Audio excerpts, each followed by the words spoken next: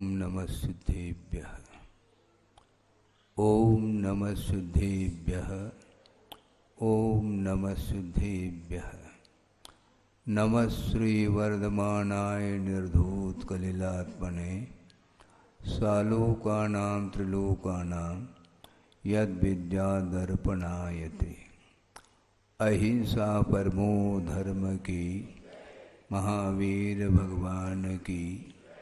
प्रातः स्मरणे परम पूजाचार्य गुरुवर श्री विद्यासागर जी मुनि महाराज की जय।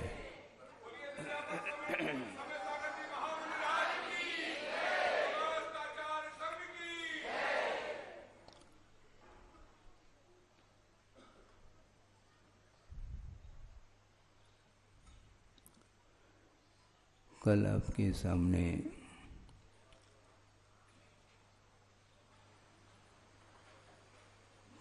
पुण्य और पाप को लेकर के कुछ विचार रखे थे। उसी को प्रासंगिक बनाते हुए आगम के आधार से कुछ भाव रखने का मन हुआ है।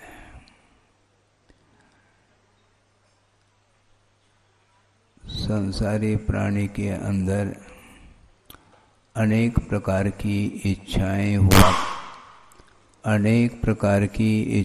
हुआ करती हैं और उसके अनुरूप ही उसका परिणमन भी होता है। परिणाम के दो अर्थ हुआ करते हैं।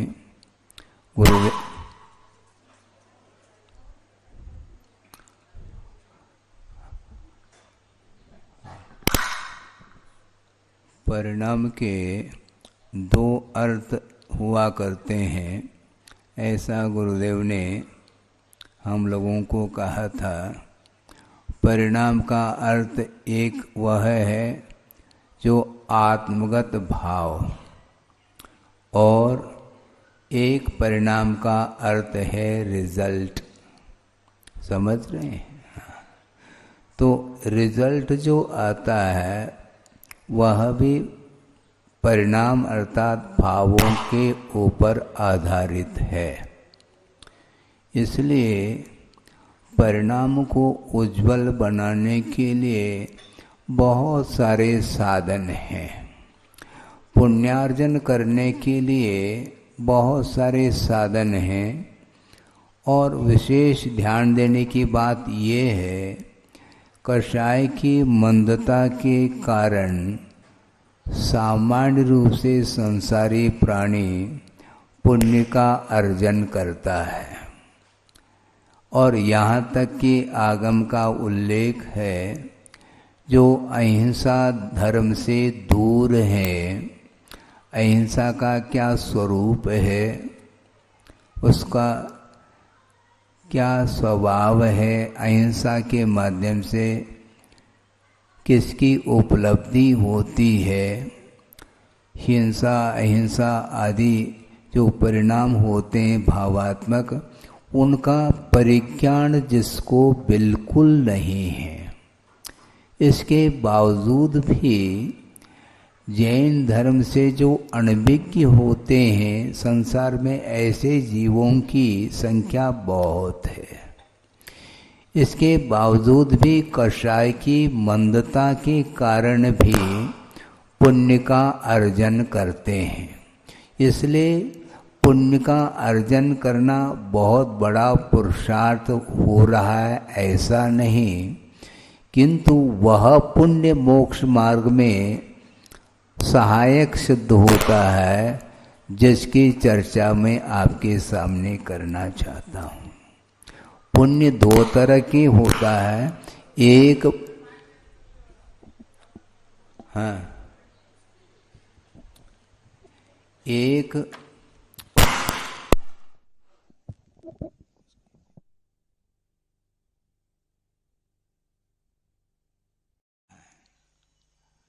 मैं ये कह रहा था कि पुण्य दो तरह का होता है। एक पापानुबंधी पुण्य और एक पुण्यानुबंधी पुण्य। पापानुबंधी जो पुण्य है वह पतन के लिए कारण होता है।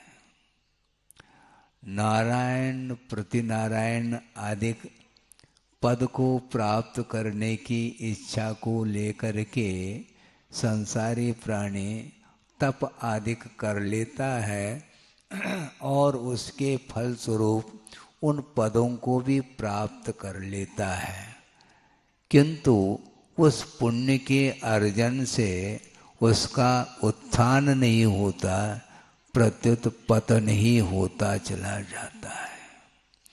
भोगों की आकांक्षा के साथ जो क्रियाएं करता है संसारी प्राणी और धर्म का भी आलम्बन ले सकता है, किंतु धर्म की आराधना वही मानी जाती है जो कि कर्म क्षयार्थम, कर्म के क्षय के उद्देश्य को लेकर के जो धर्म की आराधना, धर्म की उपासना, सच्चे देवगुरु शास्त्र की उपासना आदि करता है और यथायोग जो तप को भी अंगीकार करता है, तो उसके माध्यम से कर्म का क्षय हुआ करता है और विशेष रूप से पाप के क्षय के लिए कारण बनता है और साथ से पुण्य के अर्जन करने के लिए भी वही कारण बनता है।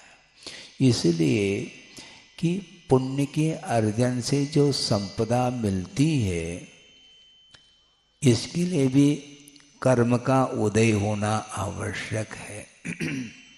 किंतु अतीत में जिसने पुण्य का अर्जन किया और वर्तमान में जिसने संपदा को प्राप्त कर लिया, ये बिल्कुल ठीक है, किंतु अर्जित जो पुण्य का फल है, संपदा है, उस संपदा का धार्मिक क्षेत्र में सदुपयोग करने का जो भाव जागृत होता है, उसके लिए साथ से पुण्य के उदय की अपेक्षिता है।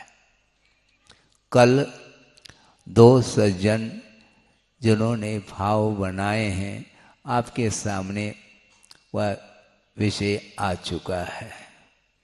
गुरुदेव के आशीर्वाद से यह तीर्थ का निर्माण हो रहा है चंद्रगिरी पर और 24 का निर्माण, त्रिकाल 24 का निर्माण भी हो रहा है और उसमें 72 प्रतिमाएं जो विराजित होंगी एक एक वेदी पर और बहुत मनोहारी वह वेदी बनेगी, जिसके लिए आपने घोषणा की है।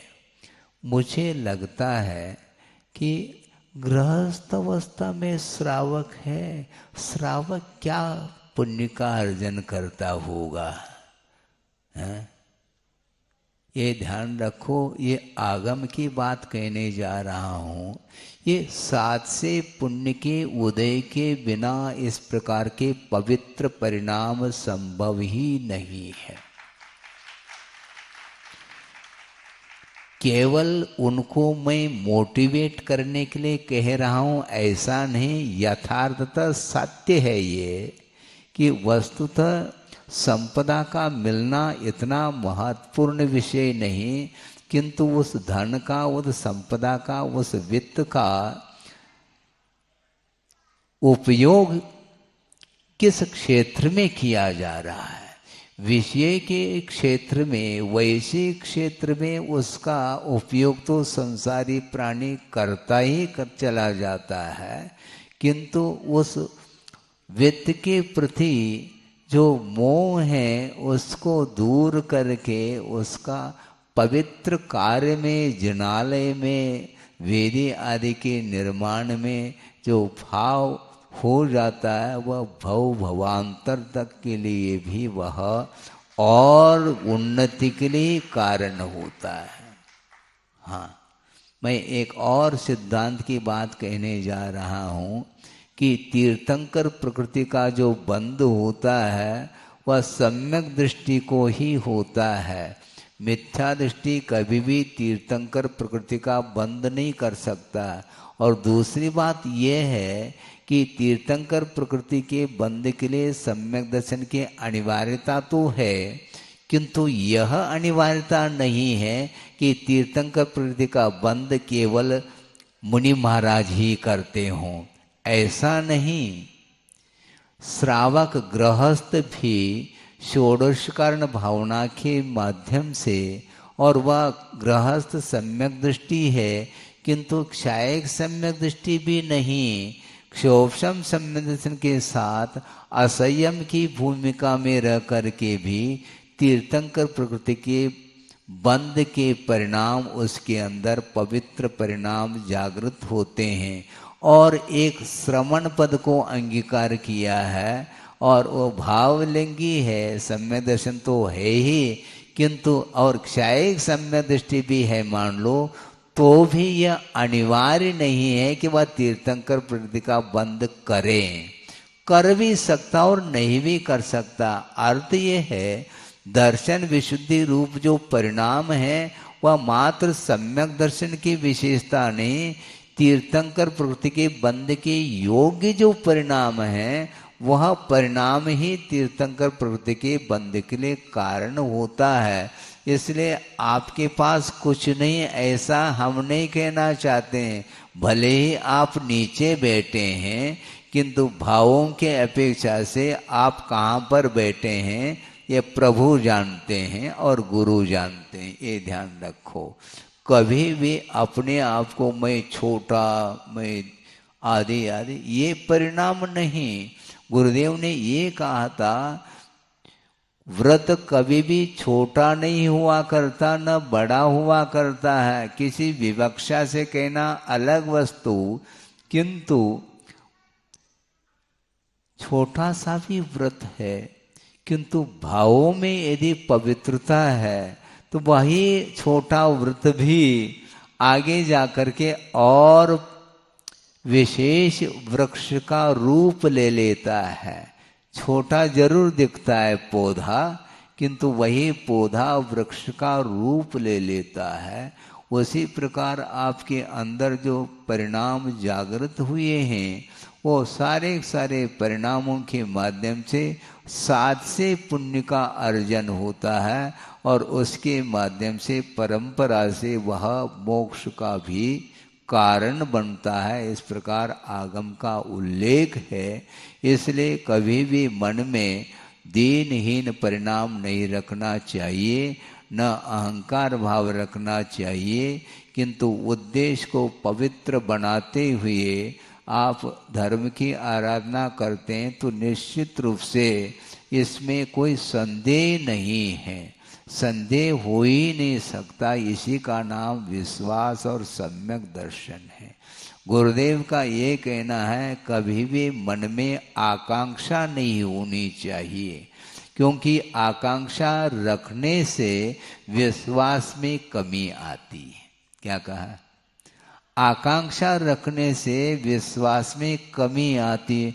क्या पता हम इतना पुरुषार्थ कर रहे हैं, इसका परिणाम क्या निकलता है? अरे परिणाम तो सही निकलता है, परिणाम पवित्र होना चाहिए, तो रिजल्ट तो निश्चित रूप से उसको कोई रोकने वाला नहीं है। हाँ, सोचो, विचार करो, आप लोग भी पूजन अर्चन करते हैं, भक्ति करते हैं, अभिषेक आदि करते हैं और अपने परिणामों को पवित्र बनाने का पुरुषार्थ करते हैं। इसमें कोई विशेष बात नहीं। विशेष बात यह है, एक छोटा सा प्राणी है। कौन है वो? श्रावकाचार्य का अध्ययन किया है आपने। रत्नकर्ण श्रावकाचार्य के अंदर आचार्य समंतभद्र महाराज ने एक मेंढक का उदाहरण दिया है। मानव का नहीं दिया, मनुष्य का नहीं दिया, एक छोटा सा मेंढक है, और वह उसके पवित्र भाव देखो, सारी जनता समूह शरण में भगवान के प्रभु के दर्शन अर्चन पूजन आदि करने के उद्देश्य को लेकर के जनता जा रही है, और श्रेणिक महाराज वे हाथी पर सवार हो करके पहुंच रहे हैं, और वह छोटा सा मेंढक एक फूल की पंखुड़ी को मुंह में दबा करके जा रहा है। कहाँ जा रहा है? जहाँ आप जा रहे हैं वहीं पर वो भी जा रहा है। उसके अंदर भी वही आत्मा है जो आपके अंदर है। वह मूक प्राणी है, क्षुद्र प्राणी है, इसके उपरांत भी उसके भीतर भी मन है। वह संगी पंचेंद्री है, विचार करने की, हेय और उपादेय तत्व को जानने की क्षमता उसके भीतर भी है और उसके अंदर भी सम्यक की उत्पत्ति होती है। तिर्यंच पर्याय में भी सम्यक दर्शन उत्पन्न होता है। इस प्रकार आगम का उल्लेख है और वह जा रहा है और बीच में क्या घटना घटती है? हाथी के पैर के नीचे आकर के उस मेंढक का अवसान हो जाता है।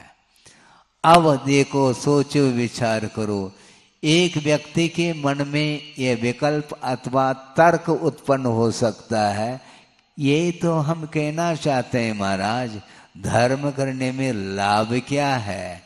अकाल मरण हो गया उस मेंढक का, पूजन के भाव को लेकर के, प्रभु के दर्शन के भाव को लेकर के जा रहा था और बीच में अकाल मौत मर गया। इसलिए धर्म करने में कोई भी सार नजर नहीं आता। इस प्रकार मानव के दिमाग में बात आती है। किंतु आचार्य कहते हैं ये निमित्त, ये संयोग मिलते रहते हैं। अतीत में किए हुए ये कर्म के उदय के कारण इस प्रकार की घटनाएं घटती हैं, किंतु धर्म के उपासना से, धर्म की आराधना से जो भविष्य उज्जवल होना है वो किसको ज्ञात है? और वह हाथी के पैर के नीचे आकर के अवसान को प्राप्त होने के उपरांत भी प्रभु की आराधना को लेकर के वह जा रहा था। इस पवित्र परिणाम के कारण उसको कौन सी पर्याय मिल गई? स्वर्ग पहुंच गया। हाँ, हमें भी महाराज स्वर्ग चाहने, स्वर्ग चाहिए आपको, पुनः चाहने की बात करी आपने। मांगते क्यों हो? ये मांगना ठीक नहीं, मांगना छोड़ दो, क्योंकि जो मांगता है वह भिखारी माना जाता है। ये ध्यान रखो, विश्वास रखो और आराधना करते चले जाओ। जिस आराधना के माध्यम से, धर्म की उपासना के माध्यम से वह मोक्ष पहुंच सकता है, तो स्वर्ग प्राप्त करना कोई बहुत बड़ी वस्तु है क्या?